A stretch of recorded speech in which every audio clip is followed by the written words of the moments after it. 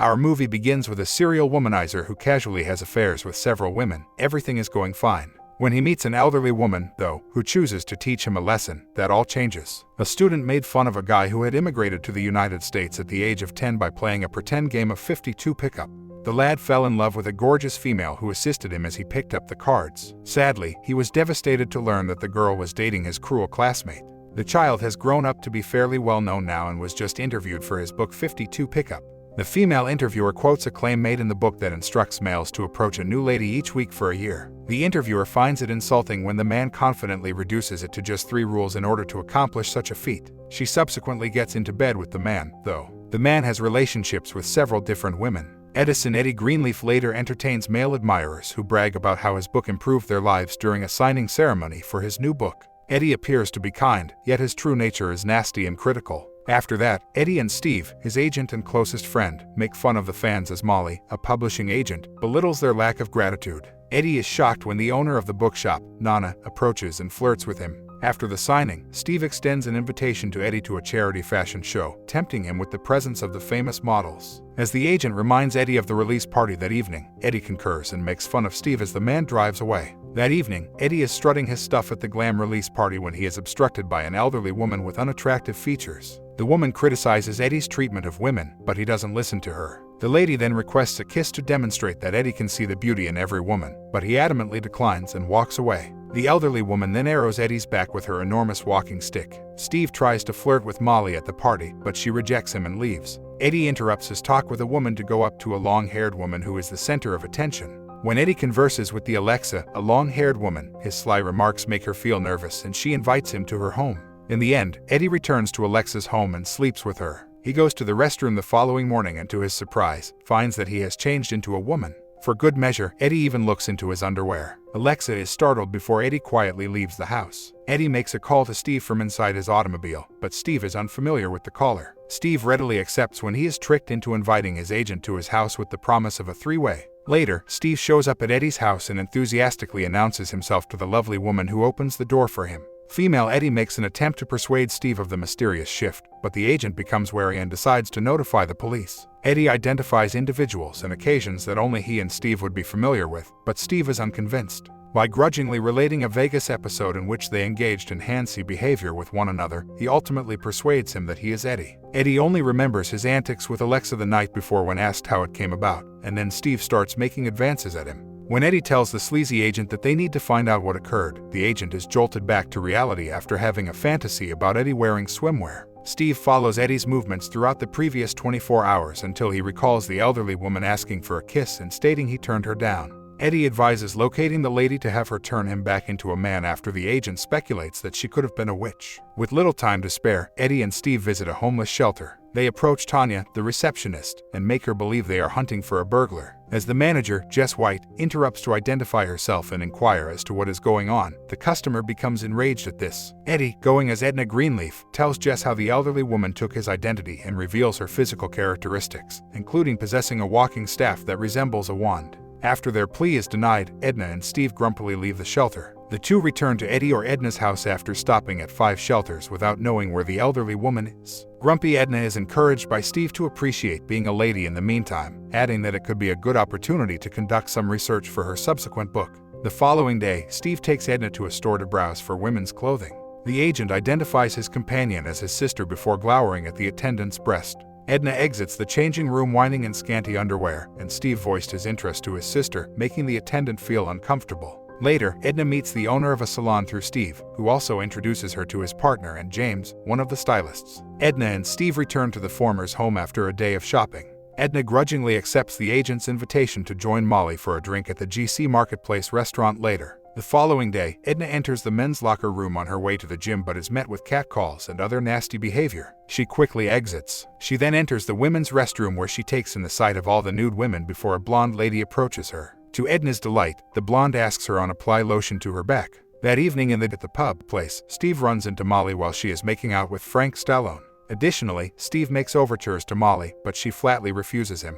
Then Edna shows up, capturing everyone's attention in the establishment and finally running into a shocked Molly and Steve. Steve laments her shoddy makeup as she introduces herself to Molly as Eddie's sister Edna. After helping Edna fix her cosmetics, Molly meets Steve back at the pub. As Molly leaves an unpleasant Steve, Edna observes Jess from the homeless shelter sitting alone and decides to say hello. Jess remembers Edna's search for the elderly woman who stole her ID when she reintroduces herself to her. As they engage in casual conversation, Jess mistakenly believes Edna is flirting with her by claiming she is straight.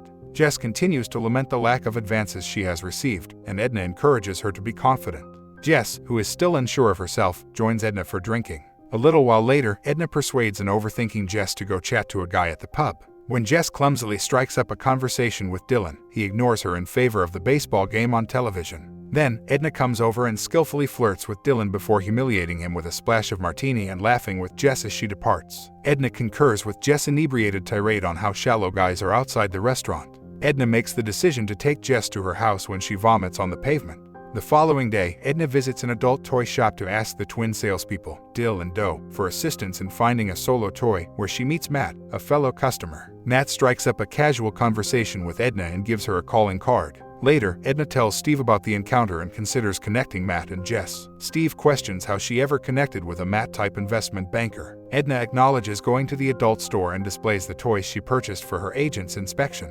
Later, Edna tells Jess that she is putting her up on a blind date at the homeless shelter. Jess resists at first, but Edna thinks of a method to boost her chances. James, a stylist, promises to give Jess a stunning makeover when Edna brings her there. After questioning Edna why she isn't setting Jess up with her brother Eddie, Jess goes shopping and gets pedicures with her. Edna makes a reference to her male counterpart's propensity for lying by making Jess believe that Eddie is in jail for committing fraud. Afterwards, Edna phones Steve from her house and tells him that she wants to replace Eddie in the fashion show. The following night, on their way to the GC, Edna reminds Jess of their code word, bananas, if she and Matt click. Later, after introducing her to Matt, Edna departs to grab some drinks, leaving the two at the table. She rejoins Matt and Jess, who appear to be getting along, after rejecting an approach from the counter employee by claiming to have male parts. When Matt mentions helping at shelters, Edna thinks something is strange. Edna, though, decides to let the two go on their date once Jess says the code word. The next day, Edna tells a perplexed Steve that she has second thoughts about matching Jess with Matt. When Edna expresses dislike for seducing women, Steve informs out that she has written 2 guides on the subject. The benefits of a committed relationship are further discussed by Edna, who also emphasizes how Jess differs from the women she dated while she was still a male. Steve yells that Edna, or Eddie, is infatuated with Jess and begins to tease him before being struck in the head by a basketball. The following evening, Edna pays a visit to Jess at her home, where they sip wine as Jess uses the bathroom. When Edna learns that Jess and Matt will be reuniting, she cautions Jess about the serpentine nature of men. Jess, on the other hand, is perplexed as to why Edna didn't choose Matt. Edna responds, "I prefer someone else," with a longing gaze at Jess. The next day, Edna visits the business listed on Matt's business card and is quickly greeted by staff members leaving the building. She learns that Matt is married with 3 children from the 2 workers. Later, Edna tells Steve about what she learned, and Steve believes that Matt's tactics would have pleased the old Eddie. Steve disagrees with Edna's statement that her new self would loathe her old self, but he does acknowledge the difficulty of the issue. The following evening, backstage at the charity fashion show, Jess encounters Edna. To Edna's chagrin, she waxes lyrical about Matt, who is presently out of town. Edna declares incoherently that Matt is married and believes Jess ought to be with someone who genuinely cares about her. When Jess accuses her of being a lesbian, Edna recounts how the elderly woman transformed her into her present-day feminine form. Edna's explanation seems ludicrous, so Jess, disgusted, tells Edna never to get in touch with her and storms out. Later, a tearful Edna makes her way down the runway as her face is covered with makeup. Steve struggles to understand Edna's present emotional condition when she expresses her thoughts to him later at her home. To Steve's joy, Edna chooses to perform the deed with her while they are talking and drinking together. Steve hears a scream coming from the bathroom while he is waiting for Edna to get dressed. Edna is there, drenched in blood and pleading with him to dial 911. Then Steve thanks the leaving EMTs for giving Edna a tampon during her menstruation. He then approaches an appreciative Edna, who consents to cancel their intended action before bidding her friend farewell. At the GC the next day, Edna confronts a man for making advances toward her at the counter. As a female client concurs, she condemns swindling women in order to entice them into bed and claims that only love matters. The waiter informs the impolite man that Edna has male parts, so he should be relieved when she leaves. Edna continues to compose a fresh novel and sends it to Steve. Steve compares the themes of sincerity and emotion to her earlier work. Edna, however, remains steadfast in her conviction that love is the sole factor that makes intimacy extraordinary. Later, when Edna passes the elderly woman carrying a stick, she sees her and stealthily blows her a miraculous kiss. The following morning, Edna wakes up to urinate and finds that she has transformed back into a male, who is delighted to see the urine gushing high. He then contacts Steve to inform him of the situation as the lawn mowing guy notices him wearing women's underwear. Months later, Eddie displays a marked improvement from his prior player mentality as he humbly greets a queue of female admirers during a signing for his new book. He then congratulates Steve and Molly on their 6th month of marriage and declines Molly's invitation to go on a blind date.